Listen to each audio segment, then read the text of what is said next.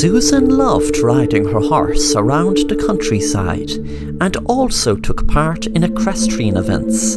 She loved the feeling of the air run through her hair as she felt free as a bird.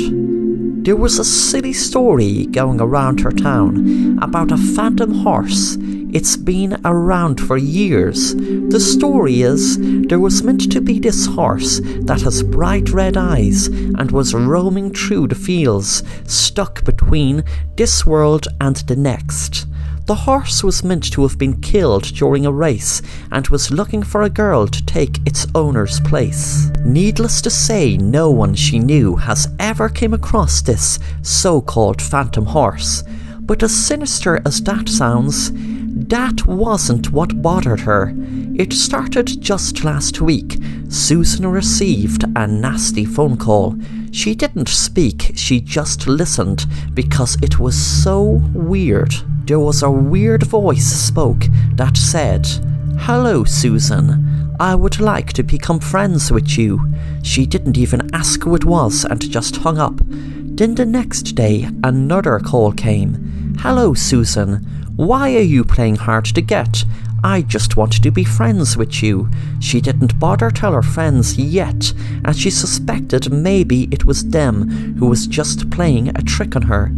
But it was on a Friday night Susan really got frightened about what was happening. The phone rang, and the weird voice on the other end said, "Susan, you are really annoying me. I told you I just wanted to be friends. I am losing my patience." Susan felt a shiver run up her and turned the phone off. She told her friends the next day in school. They told her to go to the police. That night, when Susan finally had the courage to turn her phone back on, there were loads of messages. 1. "Susan, I told you I just wanted to be friends. Now you have really annoyed me by your rejection." 2. "Susan, why is it you won't answer my phone?" 3. "Susan, I am very angry." 4. "Susan, meet me in the horse riding club by the stables at 3 tomorrow." This was it. Susan finally had a plan. She rang her best friend Lucy to tell the others to hide back in the trees while she met her stalker, and they would pounce out and keep him safe until the police arrived.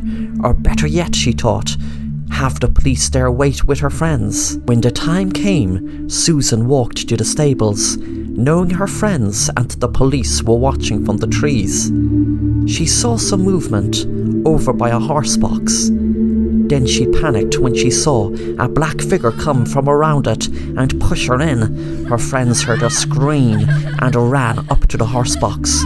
But the worst was to come when they opened it. There was no sign of Susan, and she was never ever to be seen again. People have put it down to the phantom horse, because there was no way out that they would not have seen her, so she must have disappeared.